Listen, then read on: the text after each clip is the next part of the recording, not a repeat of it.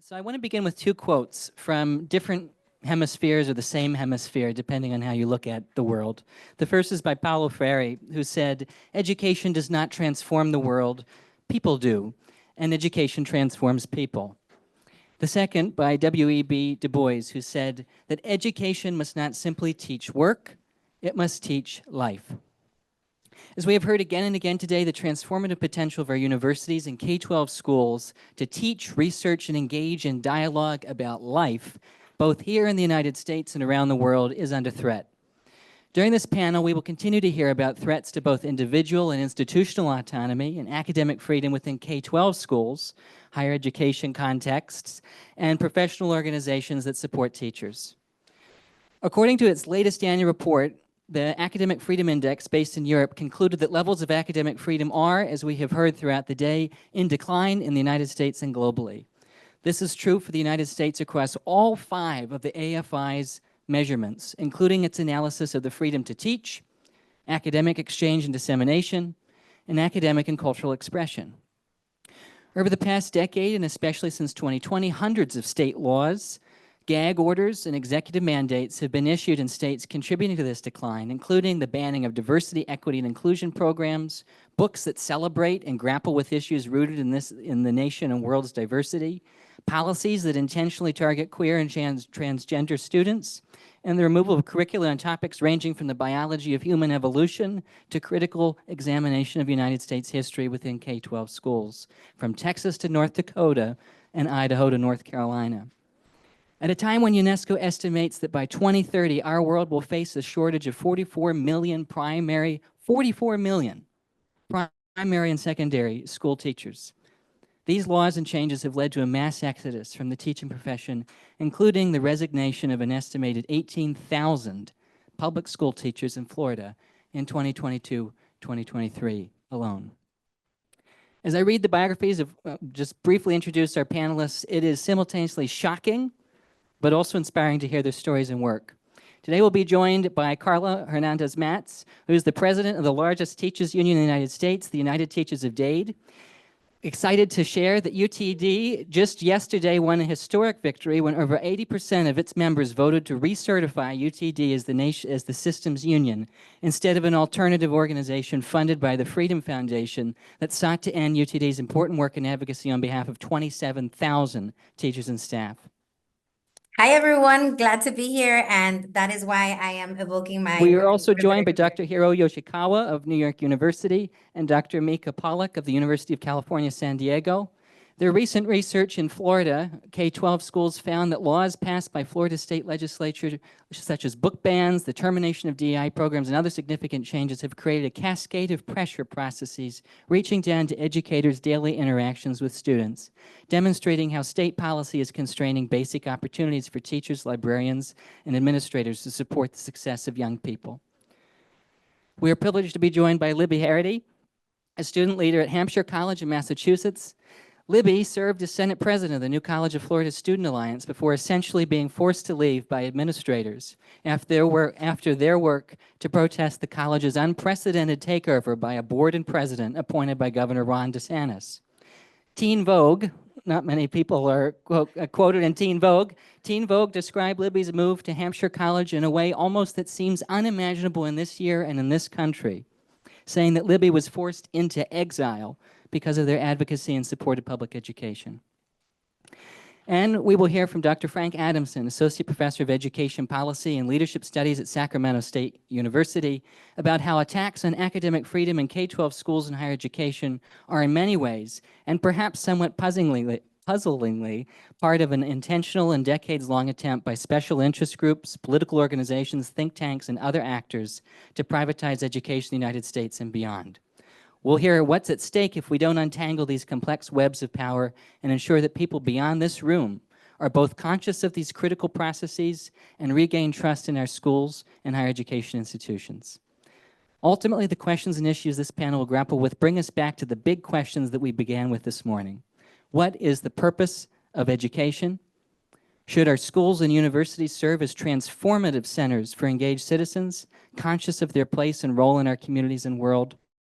Schools that teach life. So I will turn it over to Carla to begin. Good afternoon, everyone. It is a pleasure to be here with such distinguished panelists and to be able to speak about this topic that's so important. I do want to say that I am evoking my inner Rosie the Riveter because of the win that was shared earlier. It is a huge victory in the state of Florida, and I am going to definitely talk about that a little bit if I can. So, we're talking about attacks of public education. We've mentioned Florida quite a number of times already just at the onset of this conversation. And there you're going to see so many similarities in the things that I'm sharing. And of course, that all the other brilliant panelists have talked about the importance of being engaged and organizing and belonging to your union and how all these things matter in this day and age. So I want to talk about how we have to be intellectual activists, how we have to be part of the resistance and this movement in making sure that people are knowledgeable about what's going on. Because if it can happen in Florida, it can happen in any state. We just have to be aware of what those signs are and what's going on. So, some of the things that were mentioned earlier are, the attacks that we're seeing on DEI, LGBTQ plus community, the book banning, the censoring of teachers, including taking away workers' rights. And so that's actually what we're celebrating today, where we're having a big party at the UTD Union Hall after this, which is why I dressed up like Rosie the Riveter, because there were the most egregious anti-union laws were passed last year in the state of Florida and signed by Governor DeSantis.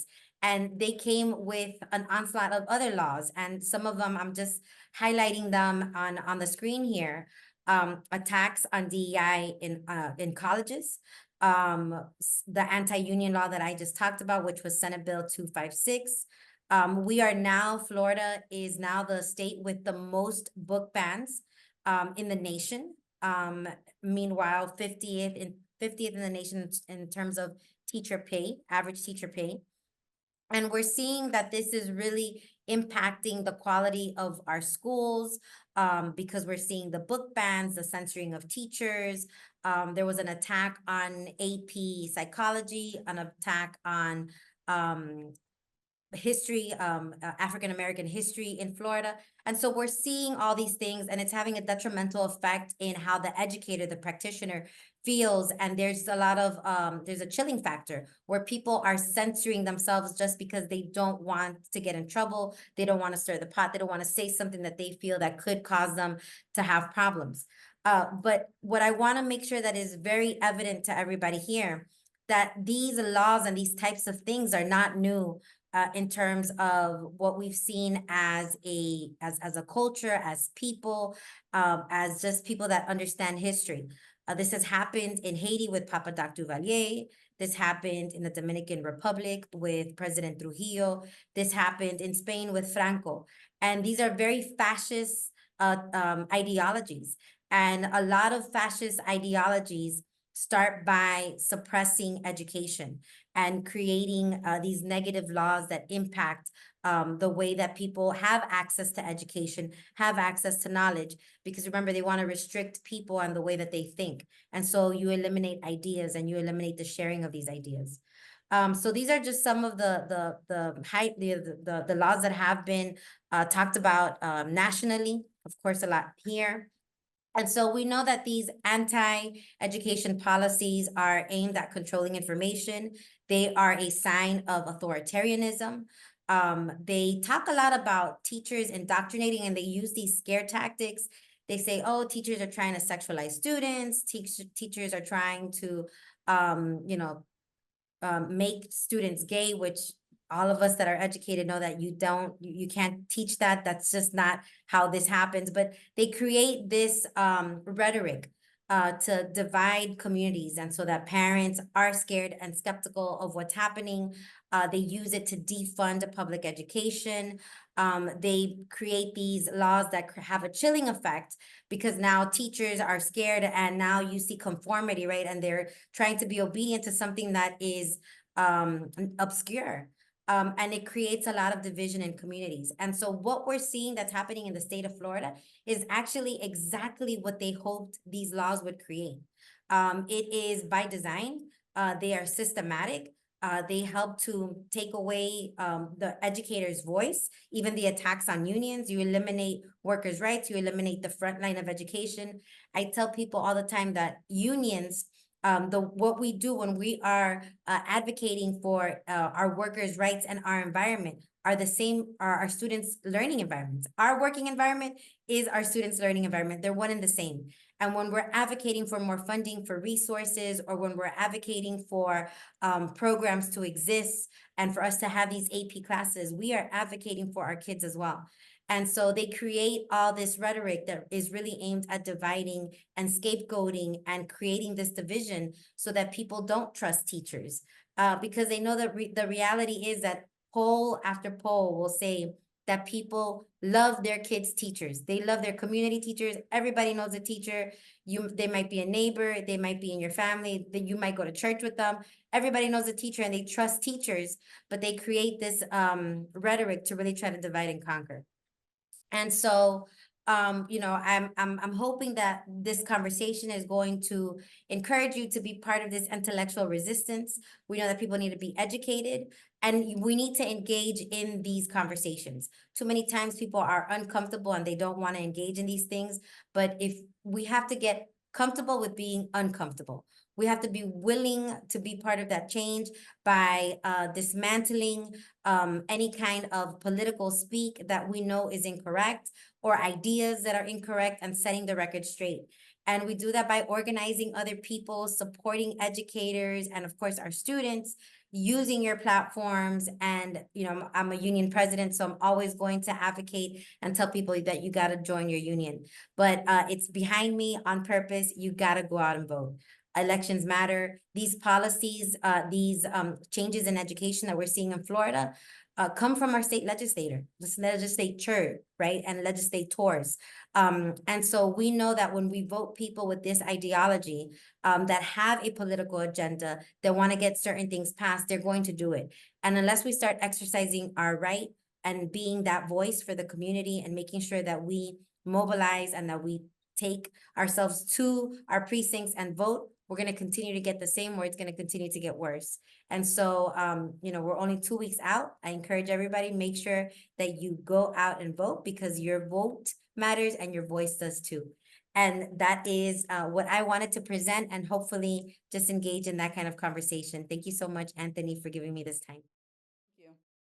Thank you. Hi, everybody. Thank you, Carla. That was great. It's wonderful to connect with you, because we have some more thoughts to share about Florida, given a study that we just completed. Hiro Yoshikawa and I and our doctoral student team. So I think Andrew's going to be projecting and I'm going to be speaking at warp speed so that Hiro has the rest of our 8 to 10 minutes. And so our report, I put a QR code on here because I think mostly we would love to invite you to look at the report so that you can engage the voices of the people we spoke to in Florida, so that you can hear some of these experiences that Carla was starting to talk about and that we studied, of policy-driven education restriction in the K-12 public schools of Florida. If you go to the next slide, these are some of the voices highlighted. Next slide with the yellow on it. Okay, great. Just to point out some things bolded that this study of particularly educator and parent voices told us about living under what is really kind of what you might call the most advanced set of restriction laws in the country in terms of their number and their reach. You see an elementary, middle school teacher wanting to leave, given this feeling of restriction on every level. You see a teacher who feels the state is watching them and removing a safe space sign for youth in response. You see a expansion of, as we'll show you, laws are trying to target specific things to all children, and children not even literally targeted in the laws in the first place, children with special needs, through vetting processes and approval processes, not having access to materials. You see district educators who have to vet everything for racial concepts, who have videos taken out simply because they mention Black Lives Matter. You see professional development up in the right-hand upper corner, again, because of processes of vetting, and a big part of our report is showing how this limitation effect percolates through systems to the removal of opportunities for youth through vetting, et cetera, prompted by law, not using specific words and therefore not discussing topics like diversity or equity and professional development. You see a student telling us that it seems that teachers are afraid of losing a job for openly supporting particularly LGBTQ students in this case. And finally, the point from a librarian that many people, this gets to your point, Carla, don't seem informed about education restriction affecting their students, their children, actual opportunities taken from children in quiet and often preemptive ways to try to comply with state law or ward off maybe one parent empowered by state law to come after education. So a few more slides from me in warp speed. The next slide, Andrew. Another report I did with a colleague, John Rogers, if you want to Google my name and the term conflict campaign, you will see I think you said, Andrew, trying to peel back the layers of from 2020 on, people going after critical race theory, where this conflict campaign came from and its chilling effect on teachers, particularly as education gets caricatured with all kinds of linked terminology. The reality we're trying to share in this brief report is how this conflict campaign, which is really a mix of, if you imagine Moms for Liberty, which started in Florida, but the sort of going after Facebook groups, toolkits, going after teachers, particularly in local contexts, but with banning books, but also the second half of this, state law, state policy. And that in this study, we look at the latter, state policy, particularly driving education restriction and limiting opportunity.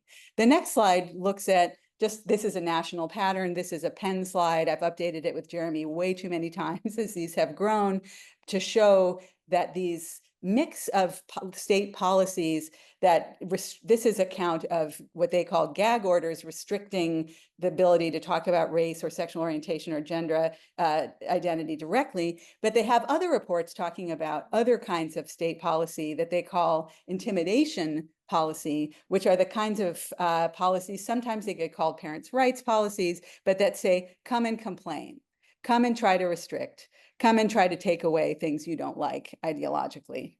Next is just a brief take on the laws of Florida. If you go to our report, you'll see much more discussion of this, but you'll see that all at one time, Florida has all of them that are across the nation now.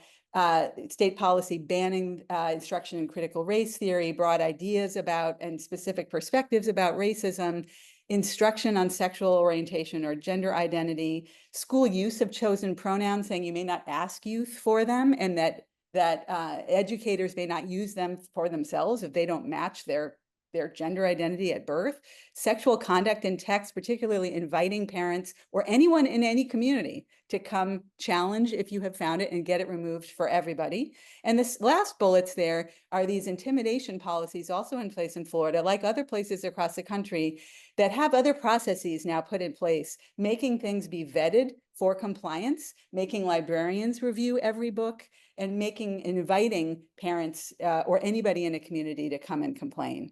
Two more slides and I'm out of the way for my colleague Hiro. One of the big points we make in this report as we talk about what we call a limitation effect, meaning this cascading set of effects from state policy, and we call it a limitation effect on purpose rather than a chilling effect only, because we're showing how efforts to chill speech actually turn into removal of concrete opportunity.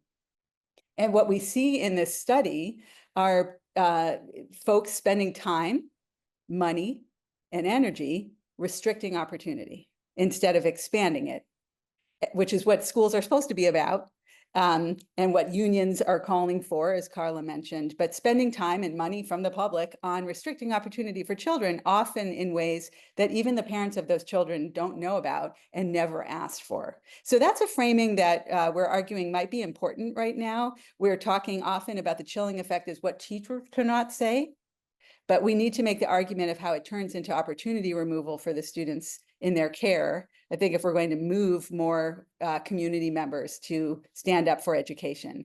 The last slide for me is a limitation effect diagram. And all this is trying to convey is this sort of cascading effect from creating new laws and policies, conveying them through warnings, through letters from the chancellor to districts, through speeches from superintendents anxiously telling librarians they're going to have to remove more books, enforcing review and training librarians to vet materials, inviting community members to demand restrictions, creating this climate of fear, stress, and compliance, in which really a vocal minority is the group of folks actually demanding limitation and restriction, rather than tons of parents unleashed because they hate schools, really showing a vocal minority using these laws to restrict. And then leading to what we're calling education restriction, which is a concrete removal of opportunity from subgroups targeted LGBTQ students, Black students via trying to target African American history, or CRT led by Black scholars predominantly, but really in the end, hurting everybody, including through people wanting to leave public schools. Hiro? Yeah. I have to use this, right? Okay. So this figure was really trying to convey that every single part of a traditional education system, and we did look at a lot of conceptual figures, was influenced in this case. I'm gonna go. I'm just gonna try to speed through this in about 3 minutes, which is to say that we had a research study here, and so these are findings from the study where we started with 2 areas of restriction, areas of race-related teaching and learning and sexual orientation and gender identity-related teaching and learning. But then we quickly realized that the policy landscape was changing so quickly, even during the interviews, that we expanded the set of laws, regulations, and things like the official letters from the DOE, professional development guidelines, to expand further beyond these initial 2 areas of race, gender identity, and sexuality. We have open-ended survey and follow-up interviews with 86 respondents from 26 Florida districts, not just teachers and parents, but also media specialists, librarians, professional development providers, some in statewide roles, and did supplemental review of media and public documents. So educators are afraid to teach about these targeted topics. And why are they afraid? Because the state policy does add direct threat of job loss and system punishment to this. The Florida education, probably our biggest theme is that the examples reach beyond targeted topics and groups and are more widespread than previously seen. And so we refer to that phenomenon as collective harm beyond the targeted groups in some of the initial legislation. So here are some examples: librarians no longer purchasing books on with any content about LGBTQ people, educators limiting their discussions of Black experiences in general to stay safe. All students, of course, denied access to AP African American Studies and AP Psychology, which Carla mentioned. But these groups not really mentioned in the laws being harmed. Professional development on supporting students with disabilities cut. Teachers ceasing use of any literature other than state-approved textbooks. District educators spending paid time culling curriculum to avoid trigger words. Educators cutting off access to public libraries from schools, or digital book collections for struggling readers. Again, harm to students with disabilities. Children not given access to advanced reading materials beyond their grade, and of course, educators and parents desiring exit from Florida's public schools as they experience these cumulative effects on top of existing pressures. 70% of the sample, the vast majority, really did implicate the state directly as contributing to these patterns. And multiple respondents emphasized that most local parents were actually unaware, and this phenomenon of quiet removal, the education restriction happening quietly and preemptively, which is why parents were unaware. And multiple respondents noted that no parent had actually complained about the educational practice experienced in their own classroom or school. And this goes along with national data saying that instruction about diversity or sex education are things that are supported by the majority of parents in the United States and in Florida.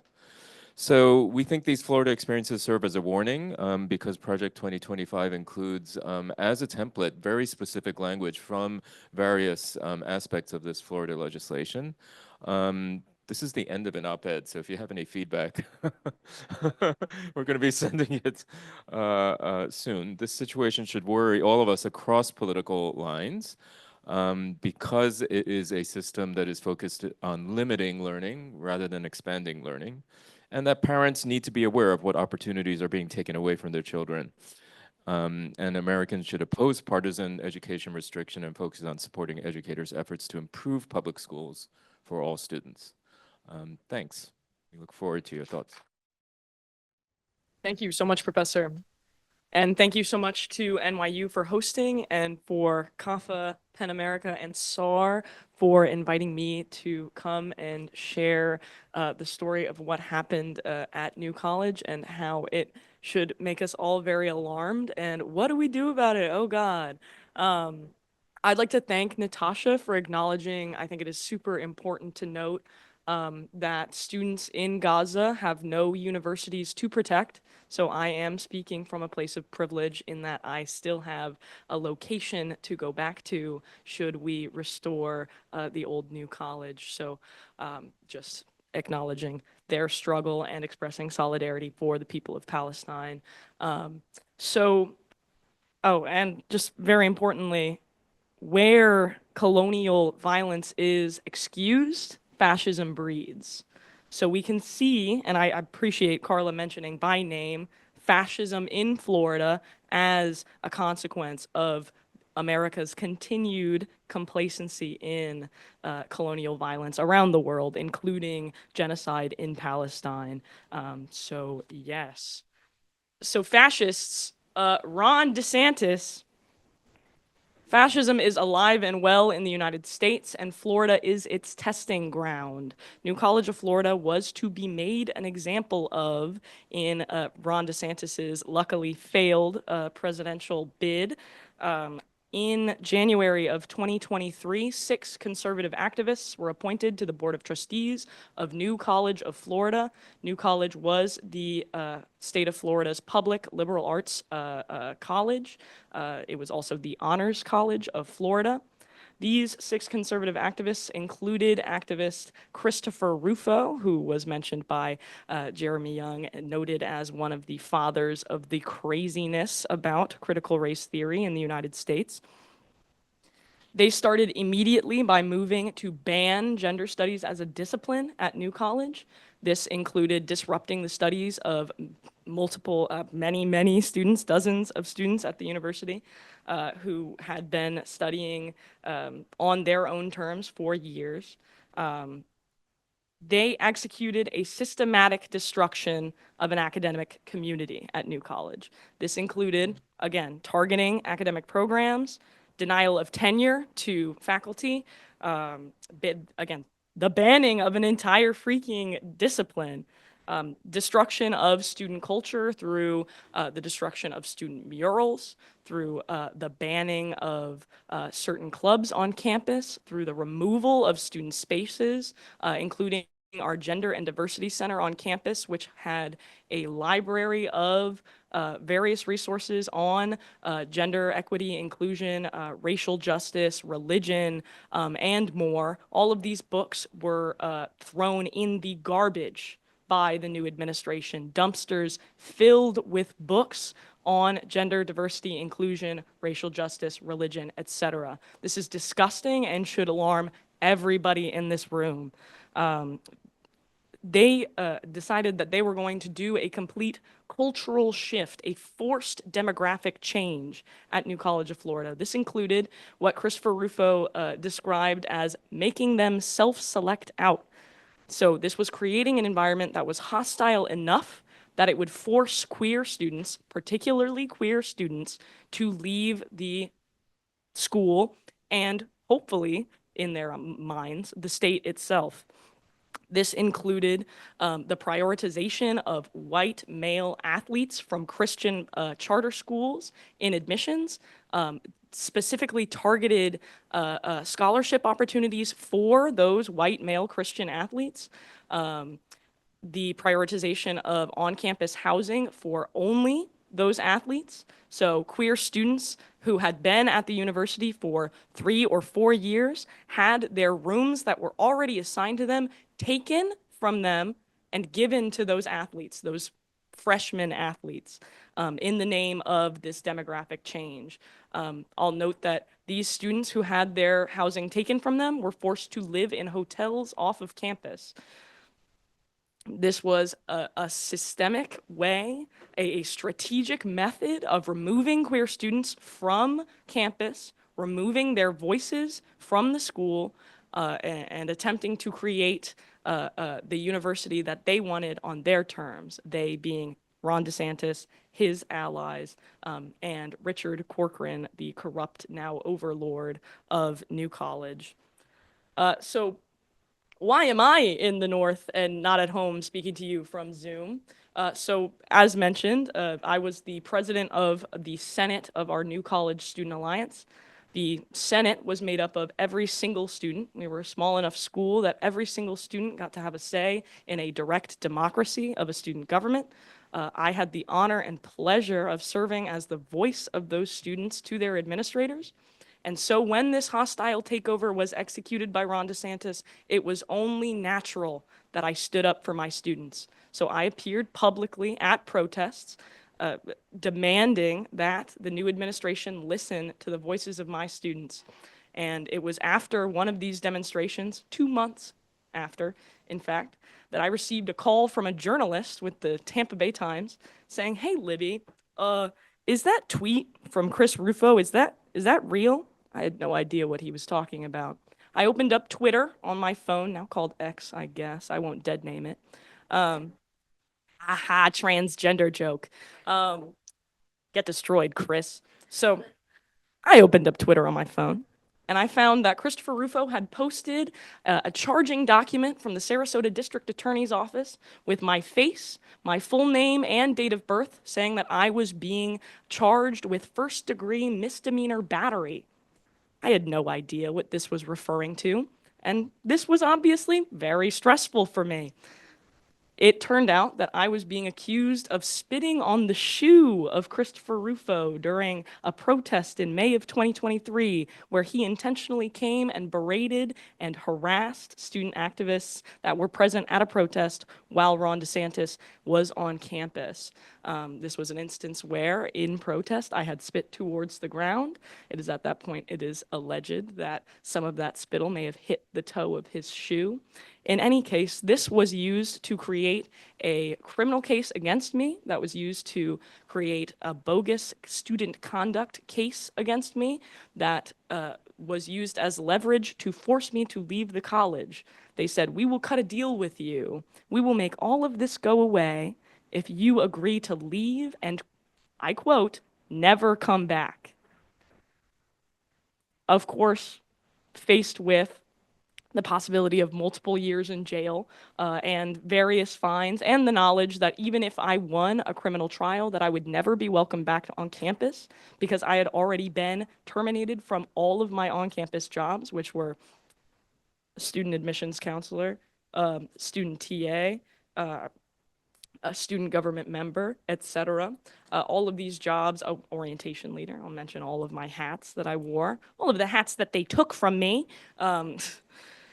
But again, this was all a strategic way of forcing a queer student leader off of campus. And it was after they successfully forced me to agree to transfer away from New College and leave the state entirely, that they began to use this exact same method to harass and force out other student activists. Immediately after my agreement to leave, another student was accused again of student conduct violations that were used to say, "We will make all of these conduct issues leave. You will have no permanent record if you agree to leave and never come back." This happened to 2 other students, and then after graduation, 2024, 6 different graduates were harassed with conduct violations, as this is what the new administration decided was their main form of weaponry. So chilling effect is something we've been talking about. Students at New College are afraid to speak up because they are afraid that student conduct procedures will be used against them. Student conduct procedures are not subject to criminal law procedures. They're not subject to due process. They're not subject to any constitutional rights that students have. So it is an easy way to force students that are not, as they say at New College now, mission aligned. It is very easy to force those students out by saying they walked in the wrong place on campus and didn't listen to police when they told them not to. This is one of the excuses. So at this point, at New College, the resistance against the DeSantis administration, against these violations of our university autonomy has gone underground. Students do not feel like they are able to speak up without being faced with being forced off of campus. So this is where, these questions of solutions come in. How do we help this situation? I think it is incredibly important for people in places of privilege, people who do not face these risks, so non-students, alumni, community members, to use their voices where students cannot.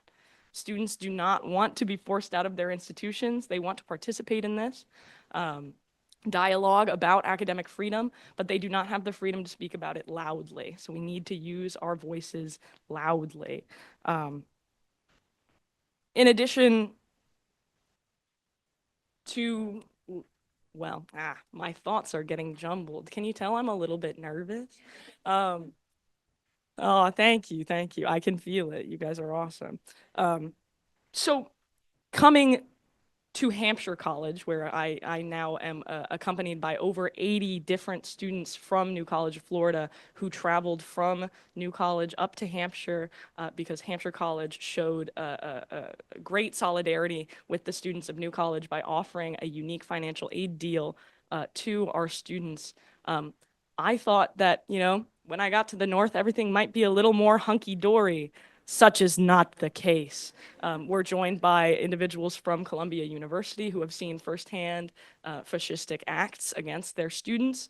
And in Western Massachusetts, where Hampshire College is located, I've seen dozens of students that I know personally arrested for activism on behalf of Palestinians facing genocide. So there is obviously a problem. It is not only happening in Florida, it is happening around the state. However, Florida is where we can see it most unapologetically, most openly, most clearly. We cannot let this pass. We must find these solutions. So this dialogue is so important for everybody. I'm so thankful for everybody who's present here and all of the other presenters on the other panels. Yeah, keep thinking, keep making situations where people think, and use your voice where students cannot. Thank you.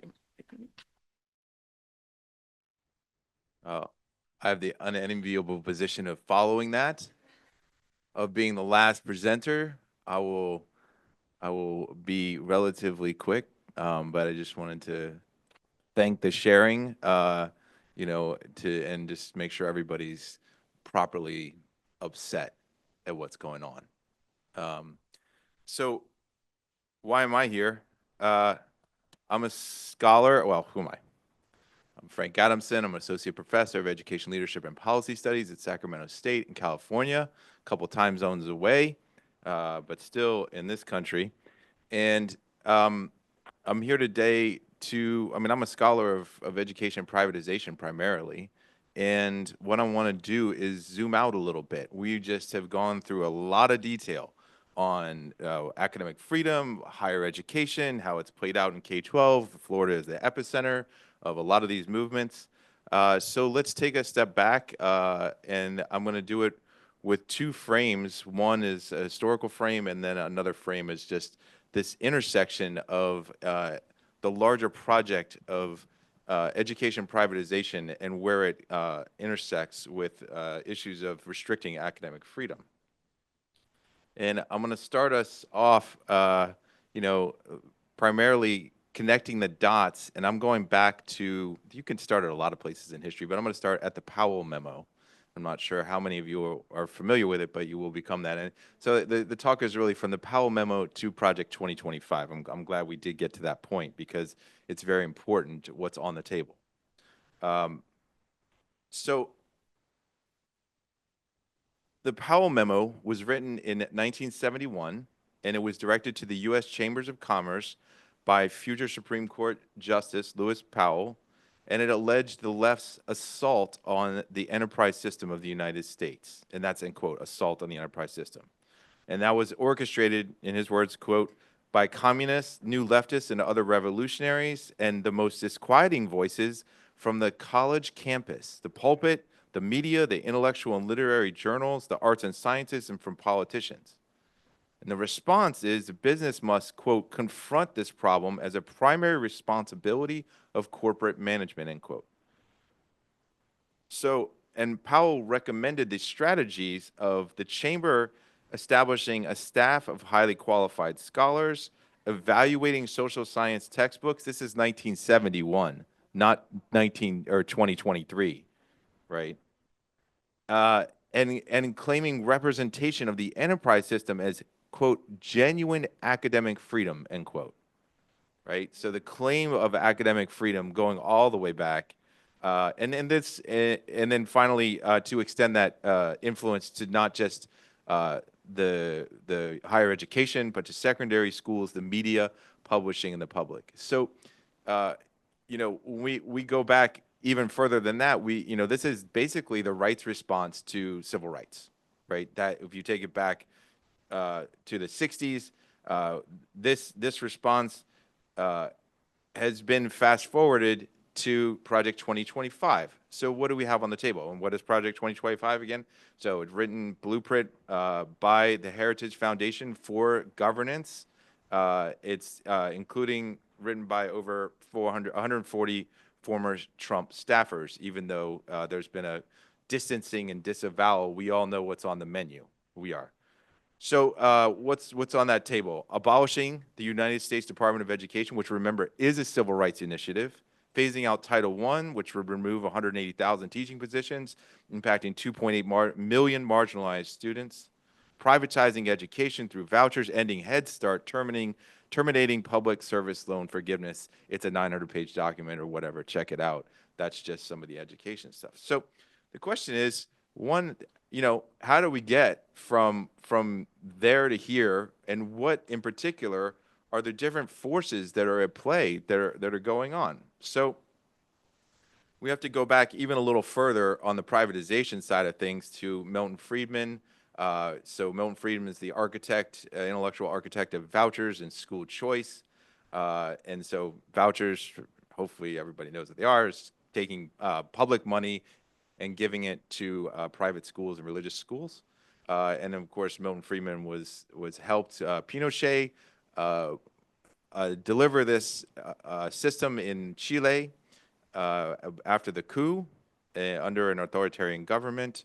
And Chile, over a period of 30 years of vouchers, ended up with what the OECD called the most apartheid education system. So that system that's how it plays out, the neoliberal playbook as exacted on an entire country. And then we look at how it happened in the United States. So in the United States, we have vouchers in the 90s, started in Milwaukee, and charter schools shortly thereafter, which is a contentious term in terms of are they public or not, but they receive public money. They're often privately managed, privately operated. They often have private ownership of property. So in the public-private discourse, it's not just a public system in terms of public charter schools.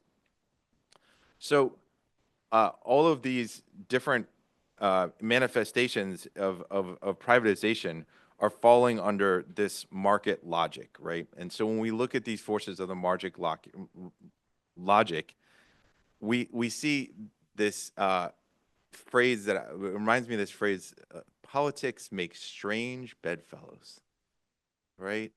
Because what else is happening during this time? So Milwaukee. So let's go back a little bit to the what was the response of white folks to Brown v. Board of Education, right? It was basically white flight. So there's civil rights, there's white flight, there's this attempt to move out of, they moved out of cities and to find a way to reclaim spaces and use privatization. And then that is sort of co-opted by the religious right. So there is an attempt by the religious right to say we want to have public money to pay for our private religious education. So that's not exactly a market logic, right? That is a class of people, a logic that is a very in-group, out-group logic.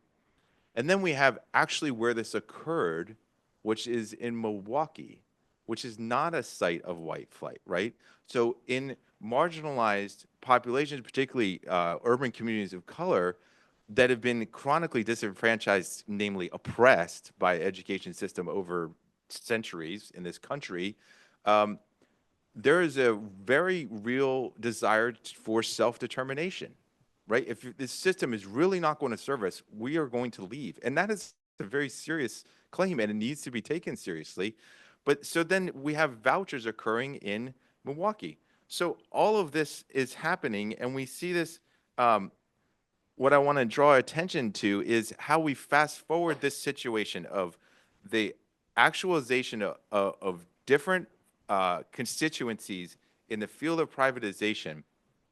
And what is the Venn diagram of that privatization, instantiation of privatization over time? And by the way, I'm giving you the very, very shorthand. I have books for you to read if you want for more detail, right? But what is the Venn diagram of that when we overlay it with the academic freedom, right? Who are the actors in play when we lay over restricting academic freedom? And then we look at, and we've talked about it today, the role of the corporate sector, right? The ethno-nationalists. So there is a push not only for the voucher system, but also the push to restrict, to reinforce quote unquote dominant culture, ideologies or identities, really, that we've all heard discussed here. This is the approach in Florida.